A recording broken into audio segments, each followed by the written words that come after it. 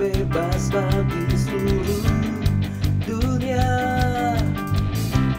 Kebesaran kasih-Nya nyata, segala kuasa tunduk dalam nama-Nya. Nama yang diberikan kepadanya, bertekuk lutut semua lawan-lawannya. Tak ada nama lain yang diberikan, yang olehnya kita diselamatkan. Penasehat ajaib, Allah yang perkasa, Bapa yang kekal, Raja damai.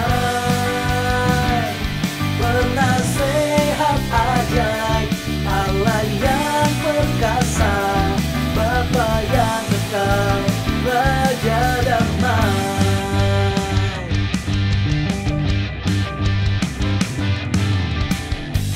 Nama di atas segala nama, pembebas bagi seluruh dunia. Kebesaran kasih-Nya nyata, segala kuasa tunduk dalam nama-Nya. Nama yang diberikan kepadanya, bertekuk lutut semua lawan-lawannya. Tak ada nama lain yang diberikan, yang olehnya kita diselamatkan. Penasehat ajaib, Allah yang perkasa, Bapa yang kekal, Raja damai. Penasehat ajaib, Allah yang perkasa, Bapa yang kekal, Raja damai.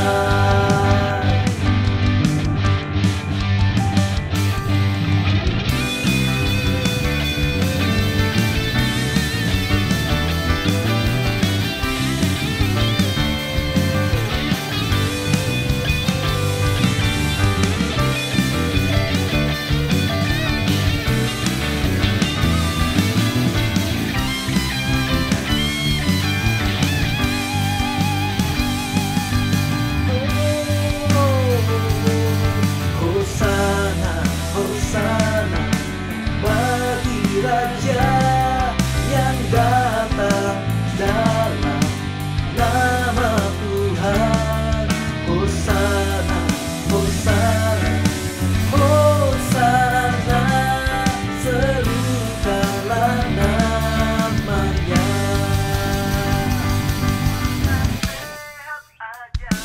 Penasehat ajaib, Allah yang perkasa, Bapa yang kekal, Raja damai.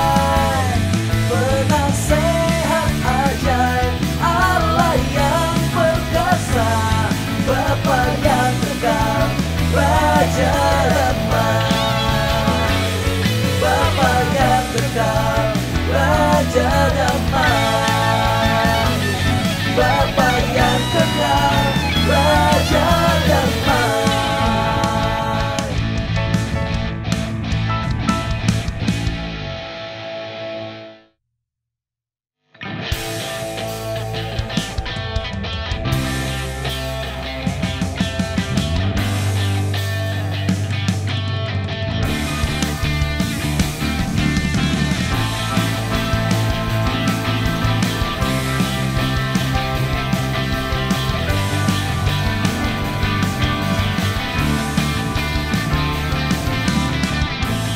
Angkatlah tinggi panjinya dan sorakanlah kemenangannya, kemenangannya.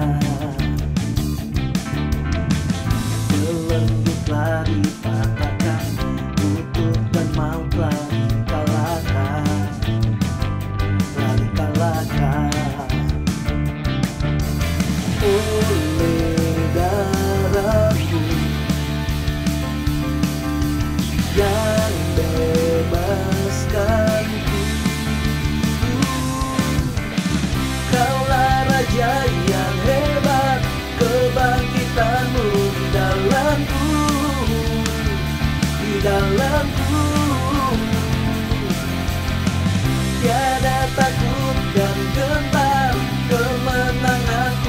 bersamamu, bersamamu.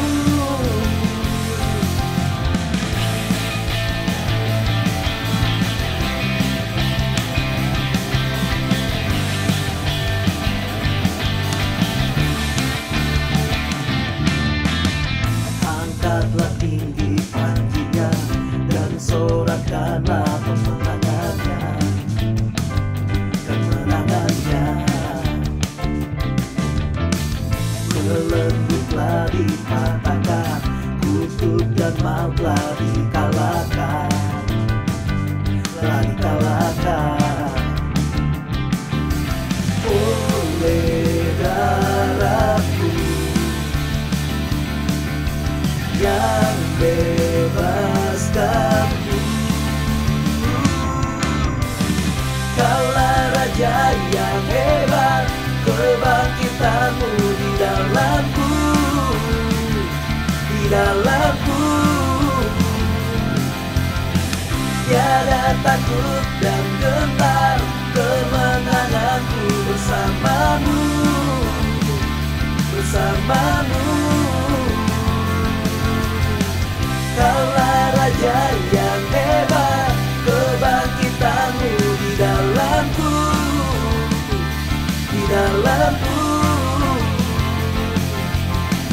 Tiada takut dan gentar, kemenanganku bersamamu, bersamamu.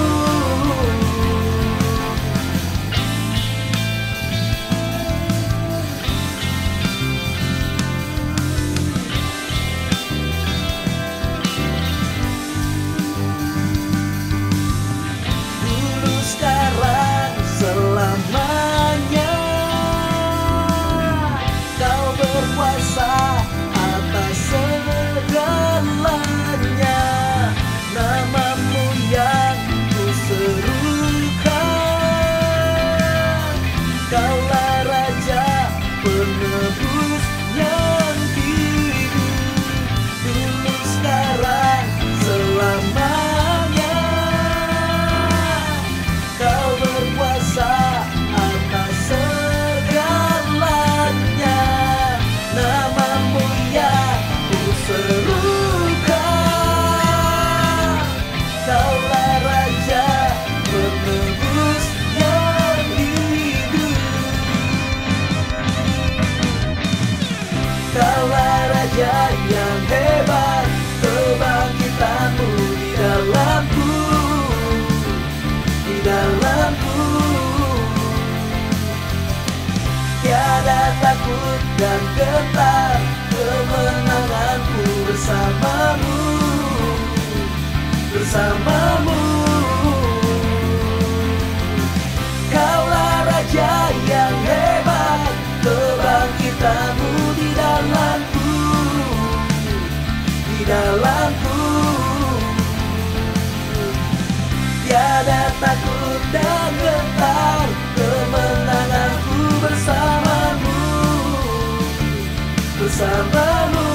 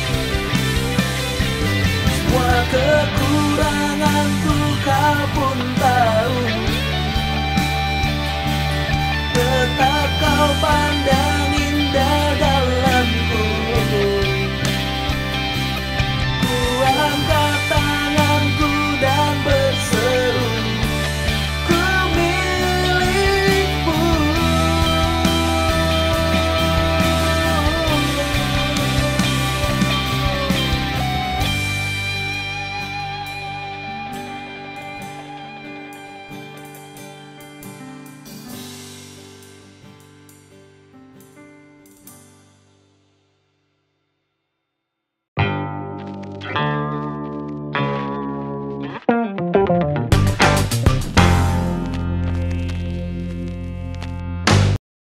kita udah masuk ke minggu kedua di bulan Agustus. Kita masih belajar terus untuk menjadi pemimpin yang diurapi adalah pemimpin yang melayani. Jadi jangan pernah merasa terintimidasi karena dengar kata, wah melayani, emangnya gue babu. Wah melayani, emangnya gue orang rendahan. Bukan, bukan. Kita melayani karena memang itulah panggilan kita. Melayani itu bentuknya beda-beda.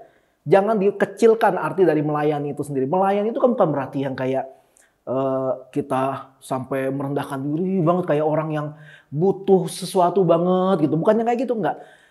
Ada yang namanya juga pelayan masyarakat, yaitu para menteri, para pejabat, orang-orang yang berwenang. Itu kan disebutnya pelayan gitu kan. Jadi jangan terlalu merendahkan kata pelayan itu sendiri atau kata melayani itu sendiri. Sometimes di rumah juga saya sebagai suami harus melayani istri. Apalagi ketika istri lagi udah kecapean, udah ngurusin rumah, udah nyapu, udah ngepel, udah cuci piring, udah cuci gelas, udah beresin ranjang, beresin meja, udah capek.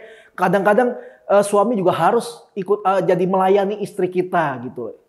Istri saya maksudnya. Saya sebagai suami harus melayani istri saya karena dia dengan segala kelelahannya gitu. Walaupun kadang-kadang saya mikir juga gitu nih. Semua udah diberesin sama dia. Gue mau ngelayanin apa? Semua udah beres gitu ya.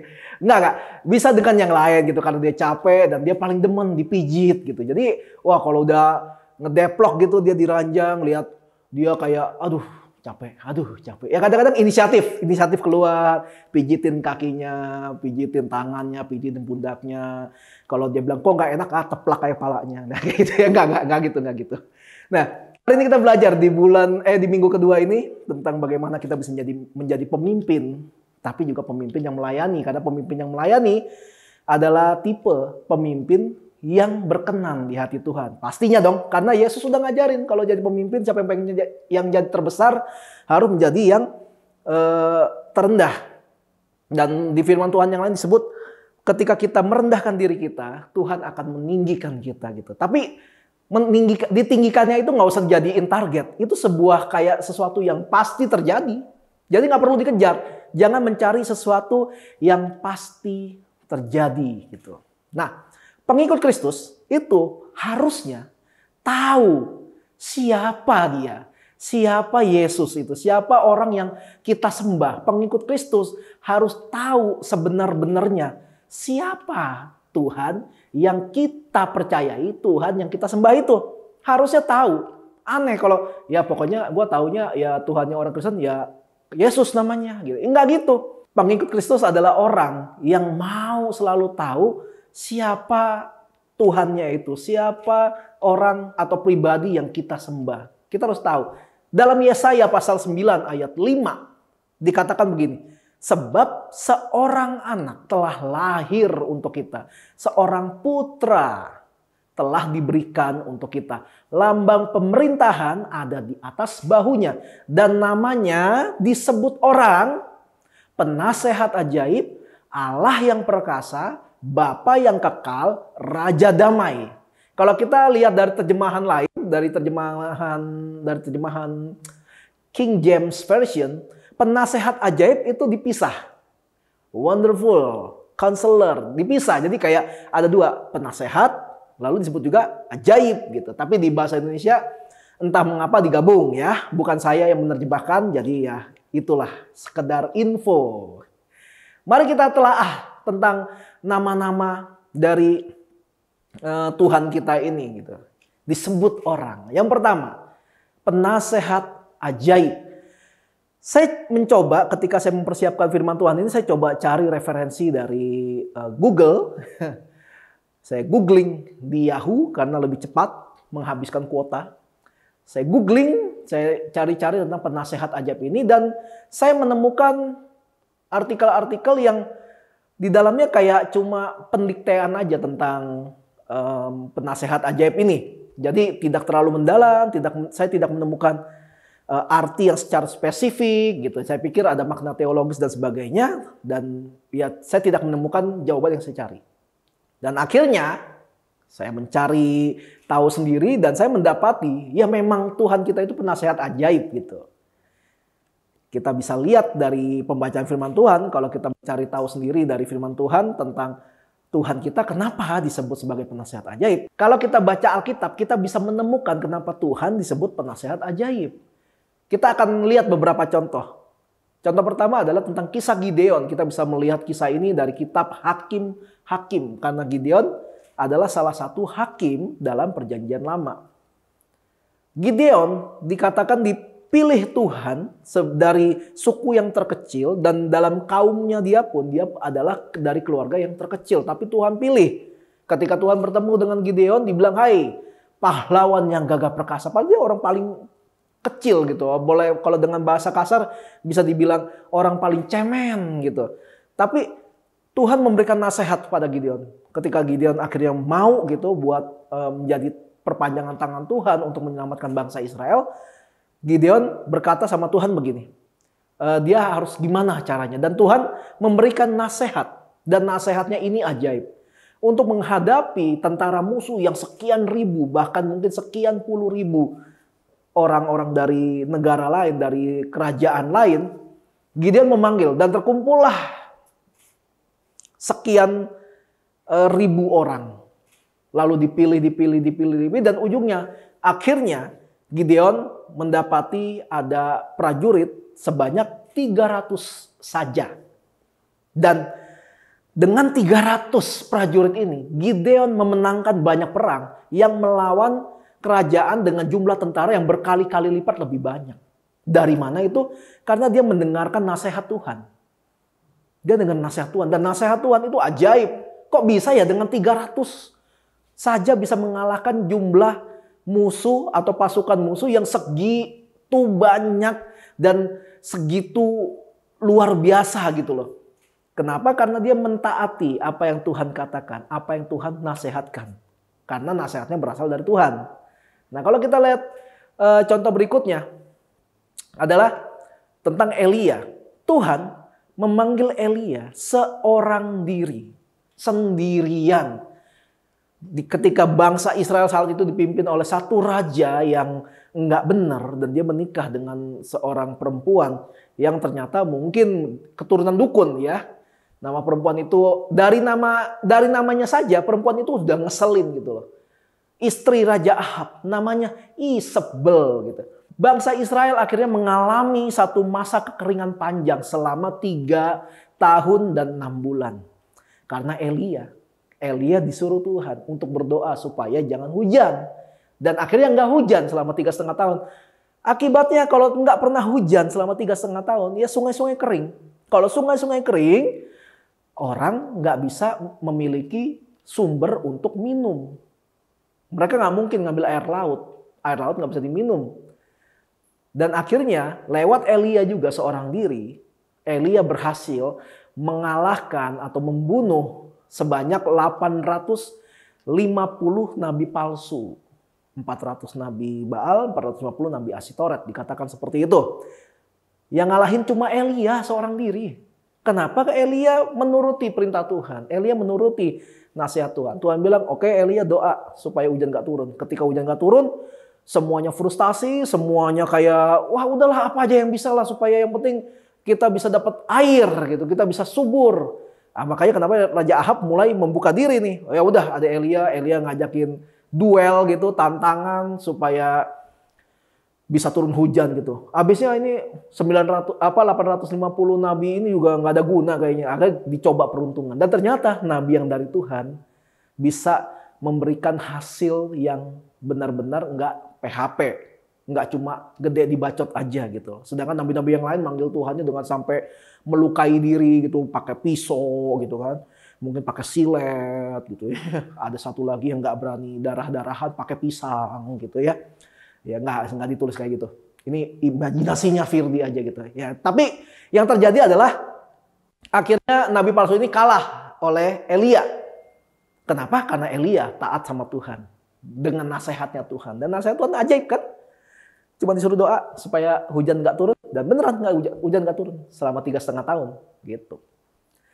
Lalu contoh lain lagi, Tuhan memanggil Musa untuk membebaskan bangsa Israel dan Musa berargumen nama Tuhan waktu itu dan dibilang, jangan gua lah Tuhan, gua mah gagap orangnya dia.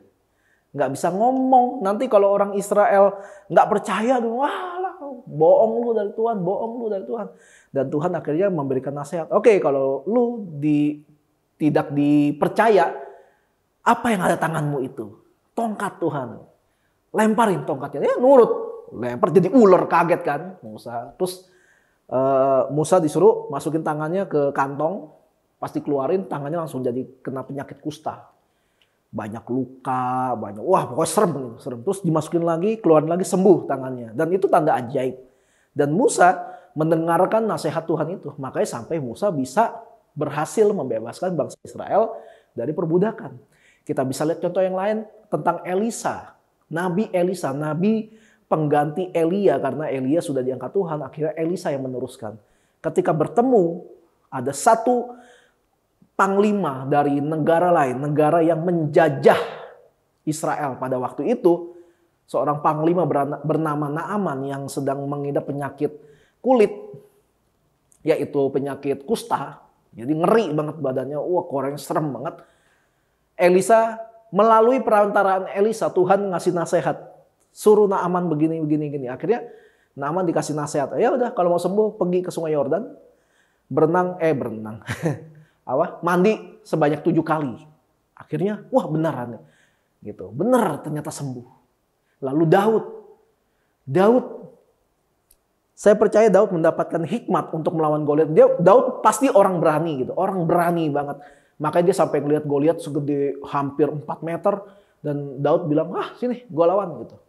Tapi bagaimana caranya Daud tahu dengan cara seperti apa dia bisa mengalahkan Goliat adalah ketika dia mendapatkan nasihat dari Tuhan. Dia dapat hikmat Daud. Untuk Goliat segitu gede, jangan melawan dengan jarak dekat. Akhirnya Daud melawan Goliat dengan cara memakai ali-ali.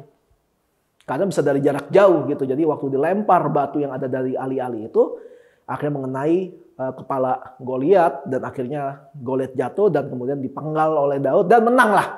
Semua itu terjadi karena Daud mendengarkan yang menjadi nasihat Tuhan itu. Nasihat yang diberikan Tuhan kepada hamba-hambanya, kepada kita juga gitu maksudnya.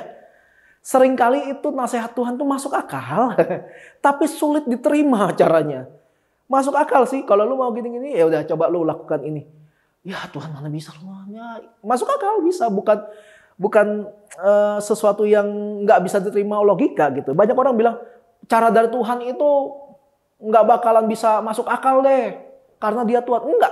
Caranya Tuhan itu masuk akal. Cuma mau jalanin nggak? Mau terima nggak nasihatnya? Kadang-kadang orang ngerasa lebih pintar dari Tuhan gitu. Tuhan ngasih tahu begini-gini nih. Ya jangan deh Tuhan. Gini aja deh.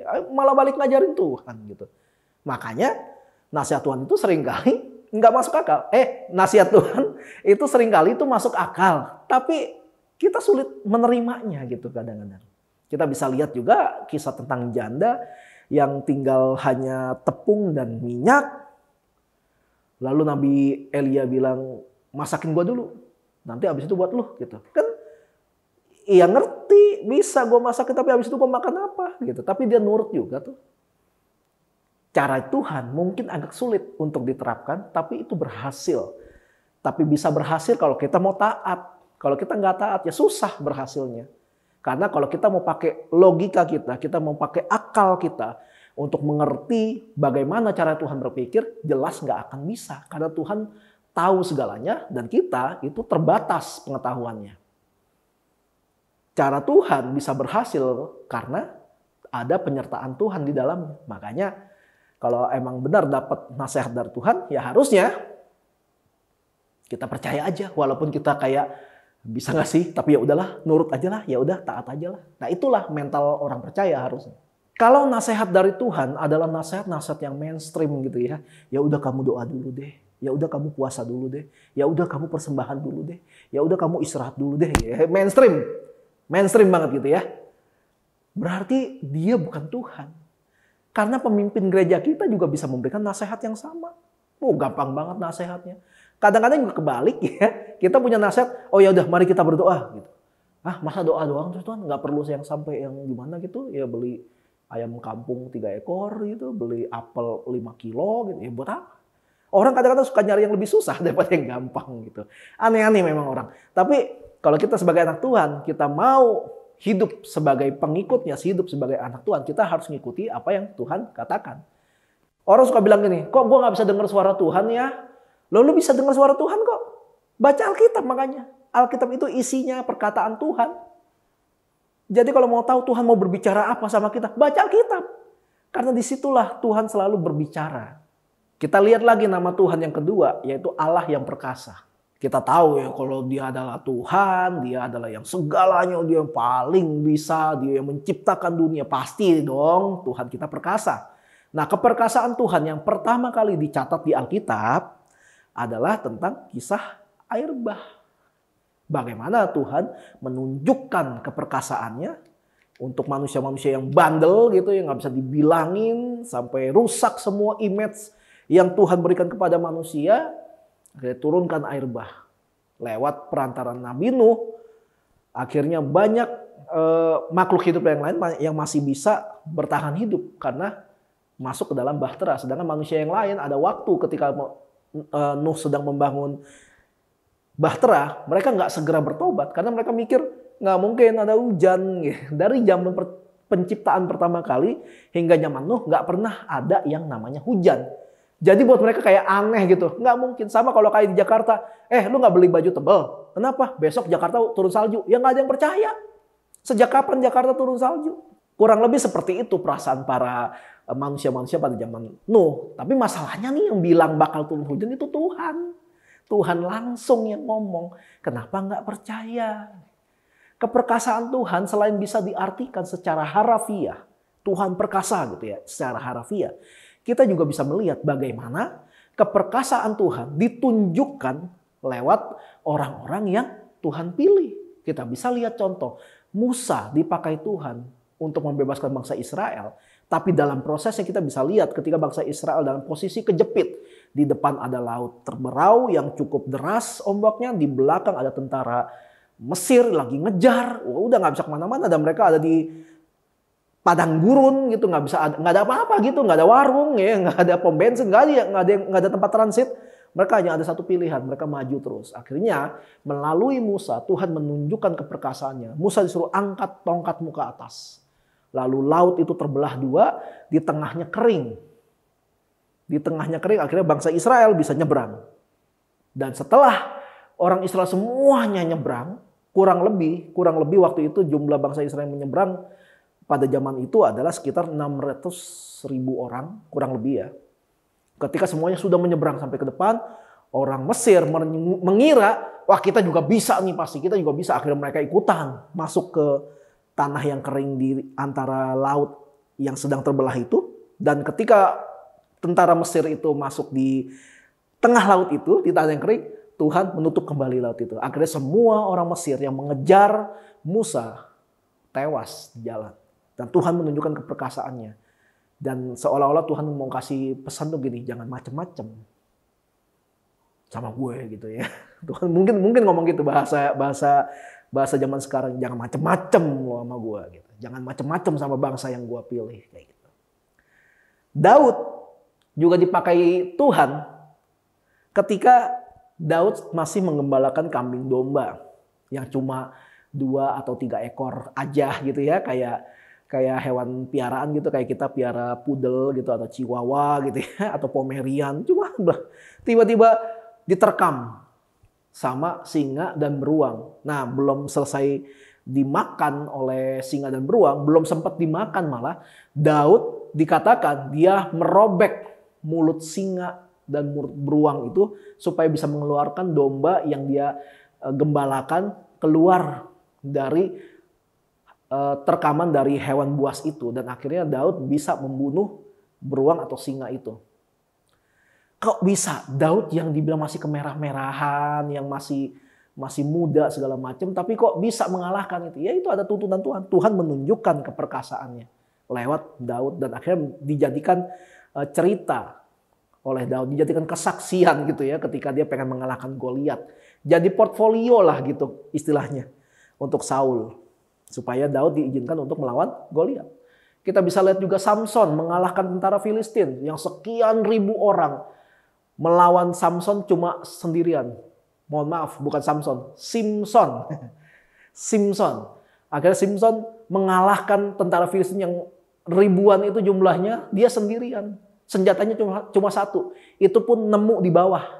Ada keledai yang udah mati, tinggal tulang belulang, dan Simpson mengambil tulang rahangnya. Dan dengan tulang rahang dari keledai itu, dia membunuh semua tentara Filistin yang sedang bertarung melawan dia. Tuhan menunjukkan keperkasaannya lewat Simpson.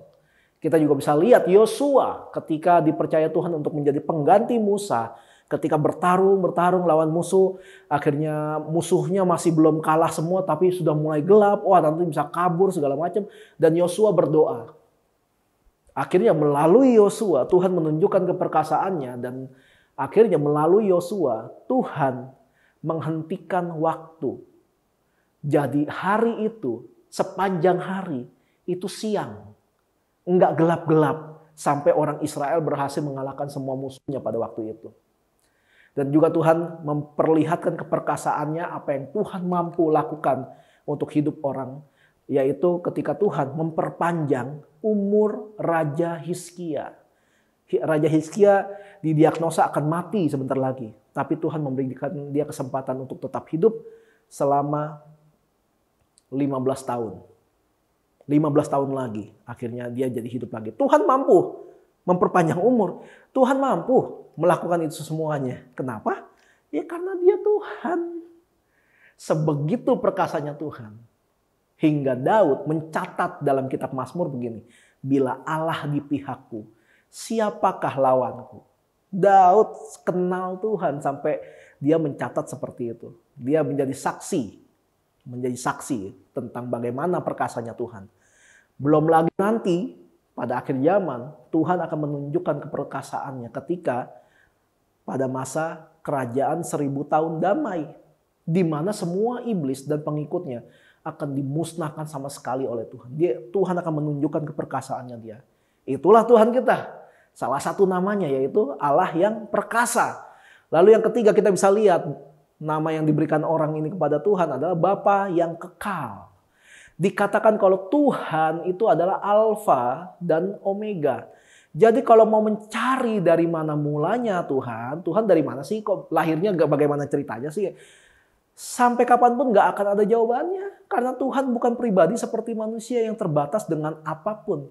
Sedangkan Tuhan tidak terbatas oleh apapun, termasuk oleh ruang dan waktu. Makanya dibilang Tuhan itu Bapa yang kekal. Kekal. Dari dulu udah ada, dari pertama udah ada. Dari dialah yang paling pertama. Dari semuanya, dia yang paling pertama. Jadi kalau lahir dari mana nggak bisa. Karena kita sedang memakai hikmat kita sedang memakai apa yang kita tahu untuk mengenal Tuhan. Dan itu nggak bisa.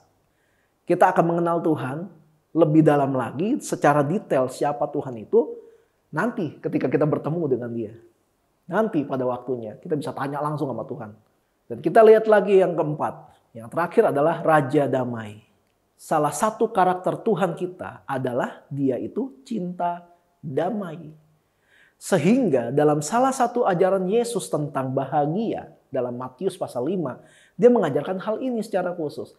Berbahagialah kamu yang membawa damai karena kamu akan disebut anak-anak Allah. Kenapa begitu? Kenapa sedikit berbeda dengan ajaran berbahagia yang lain gitu ya? Berbahagialah kamu yang miskin karena kamu akan diperkaya. Berbahagia kamu yang sedang bersedih karena kamu akan dihibur. Tapi ketika dibilang berbahagia kamu yang menjadi pembawa damai karena kamu akan disebut anak-anak Allah.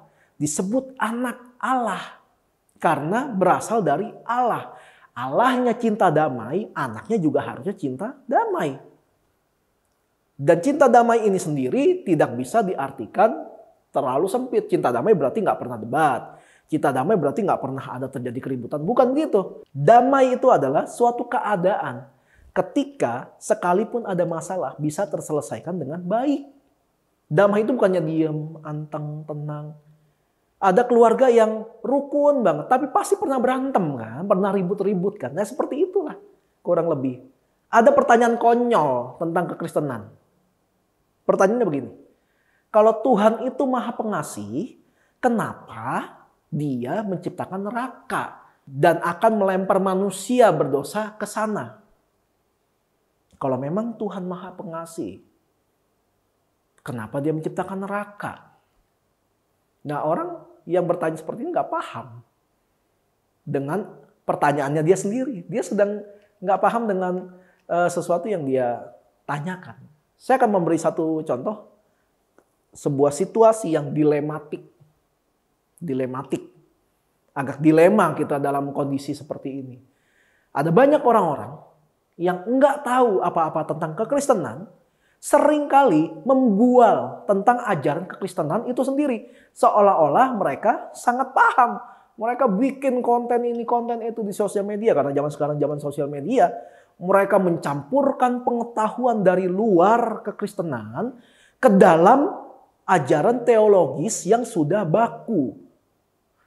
Kemudian mereka mempertanyakan hal-hal yang tertulis di Alkitab yang bertentangan dengan keinginannya atau yang bertentangan dengan pengetahuannya dia.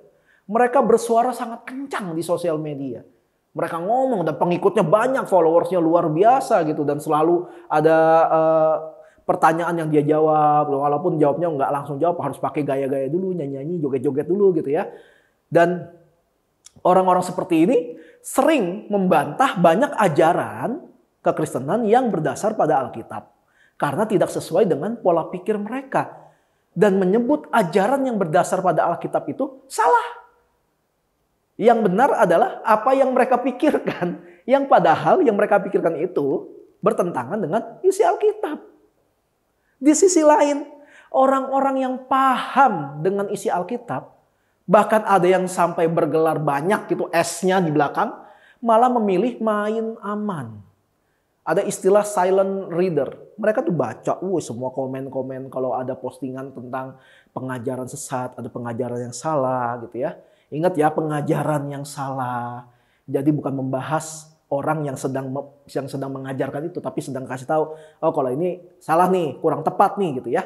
Mereka baca tapi mereka diam, mereka nggak bersuara. Padahal mereka paham yang benar itu apa. Orang-orang ini hanya mempelajari apa yang benar, tapi tidak berusaha untuk menyuarakannya ketika ada penyimpangan atau ketika ada penyesatan. Mereka suka bilang, yang penting kita nggak kayak mereka. Pembelaannya seperti itu. Padahal kalau kita baca firman Tuhan, bagaimana para rasul mempertaruhkan nyawa mereka untuk menyuarakan kebenaran, walaupun sampai ada ancaman penjara dan pembunuhan, kita sudah tidak berada di zaman yang seperti itu tuh. Ketika kita menyuarakan tentang firman Tuhan, kebenaran, ada ancaman pembunuhan, ada ancaman bakal disiksa segala macam. Kita udah nggak di zaman itu. Dan kita tuh sekarang sedang berada pada zaman yang paling enak untuk menyuarakan kebenaran. Internet, sosial media, jumlah followers banyak yang dengar kita, tapi kita malah memilih diam. Silent is gold. Dalam hal ini, silent is loser. Yang nggak paham bersuara lebih kencang daripada yang paham. Karena yang paham memilih untuk diam. Mereka mencari amannya, mereka mencari damai menurut versi mereka. Akhirnya makanya kenapa yang benar malah kalah sama yang nggak benar. Kita bisa lihat banyak banget postingan-postingan dari orang yang entah siapa gitu ya. Ya cuma ngerasa kayaknya mungkin dia Kristen gitu ya, dia udah lama pelayanan, ya mungkin dia public figure gitu ya, orang terkenal tiba-tiba bahas firman Tuhan, orang malah iya, yes, agree, amin, padahal salah. Kita kalau lihat nih dalam Yehezkiel pasal 3 ayat 20 dikatakan gini. Dan ini terjemahan dari bahasa Indonesia sehari-hari. Kalau seorang yang baik mulai berbuat dosa dan ia kuhadapkan dengan bahaya, maka ia akan mati apabila engkau tidak memperingatkannya. Ia akan mati karena dosa-dosanya dan perbuatan-perbuatannya yang baik tidak akan kuingat. Tetapi tanggung jawab atas kematian itu akan kutuntut daripadamu. Alkitab udah jelas berkata dengan tegas tentang hal ini. Jadi kalau kita tahu ada orang yang berbuat jahat, dalam hal ini memberitakan ajaran sesat, itu kan perbuatan jahat, ya, menyimpangkan apa yang menjadi kebenaran firman Tuhan. Tapi kita tidak menegurnya gitu, kita tidak mengkritik, kita tidak memberitahu kalau yang dia katakan itu salah, ya.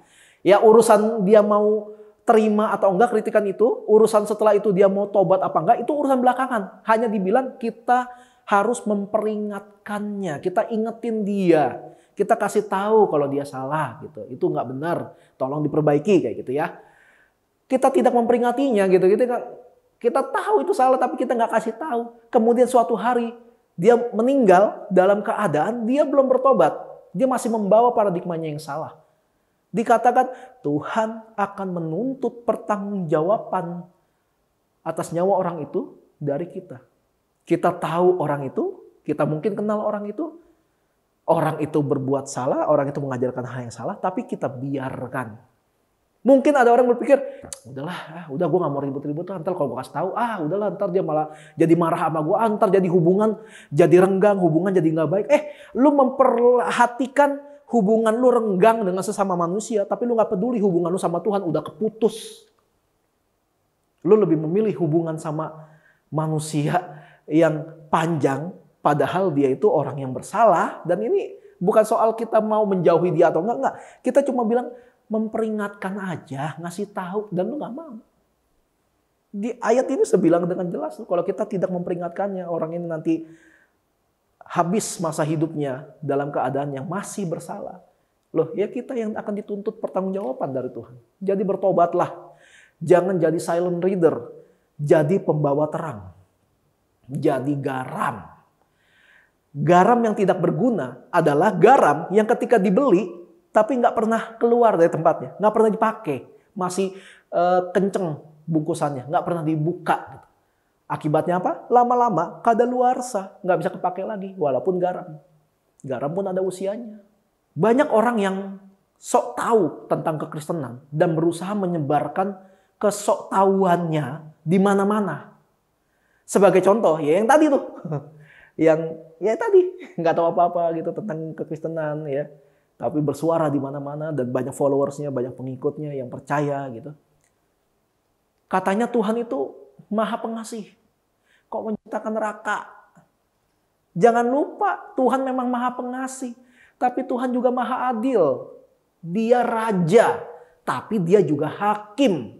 Artinya dia memiliki hak untuk menghakimi. Masa lu mau bilang sama Tuhan, Tuhan jangan menghakimi kalau Tuhan gak mau dihakimi. Mana bisa? Orang dia hakim. Dia sahabat. Tapi dia juga Bapa. Jadi jangan kurang ajar. Dia adalah Bapa yang mau menempatkan diri sebagai sahabat untuk kita ketika kita sedang butuh penghiburan, kita sedang butuh jamahan dari Tuhan supaya ada kedekatan hubungan. Tapi baik sahabat dan Bapak kan hubungannya harusnya dekat sebenarnya. Jangan ambil comot-comotan ayat. Makanya jangan kedemenan nonton video renungan orang lain gitu ya, pastor lain di sosial media, tapi nggak pernah cari tahu sendiri isi Alkitab. Nggak salah nonton videonya itu, enggak. Yang salah adalah lu cuma mau nonton orang khotbah.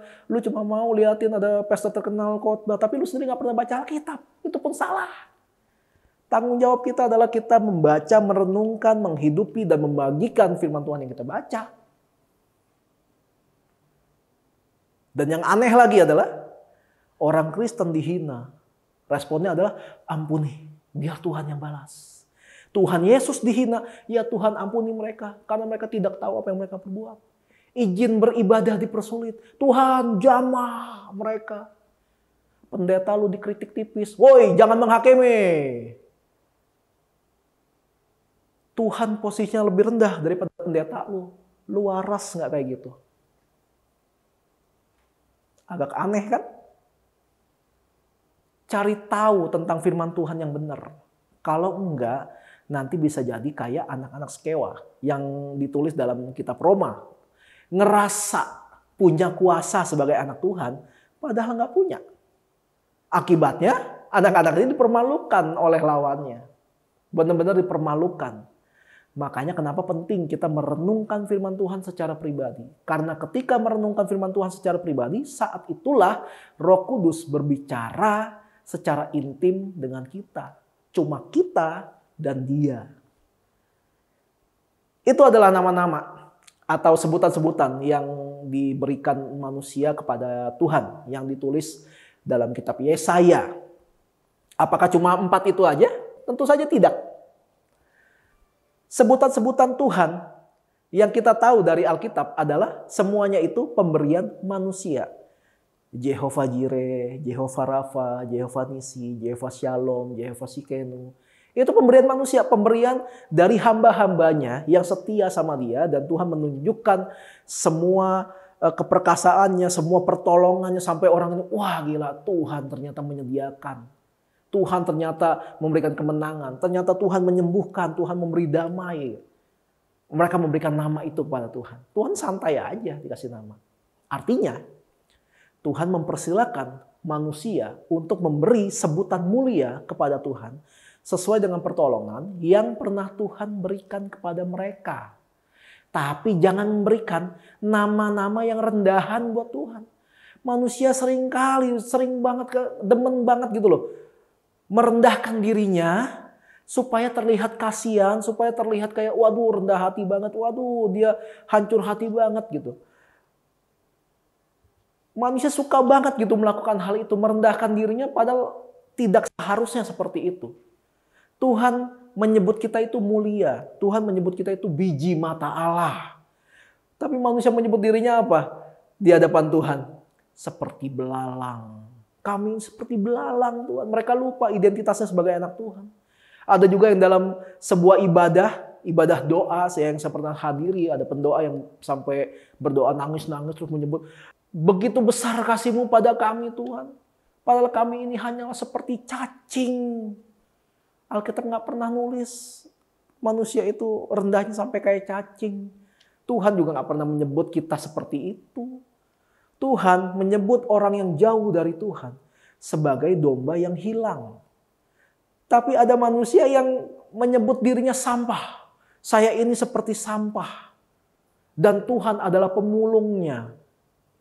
Saya ini sampah yang dipungut sama Tuhan. Lalu didaur ulang. Itu dia bukan sedang merendahkan dirinya, tapi juga sedang merendahkan Tuhan. Tuhan udah kasih identitas sama kita. Kita ini mulia, kita biji mata. Enggak. Gua ini sampah. Men, sadar. Identitas kita itu berharga di mata Tuhan. Kalau kita kenal diri kita adalah anak Tuhan, jangan merendahkan diri kita lebih dari yang seharusnya. Tuhan paling jauh ngomongin kita apa sih? Hai orang-orang kurang beriman. Domba-domba yang hilang, domba tersesat. Udah, Tuhan gak pernah bilang gitu.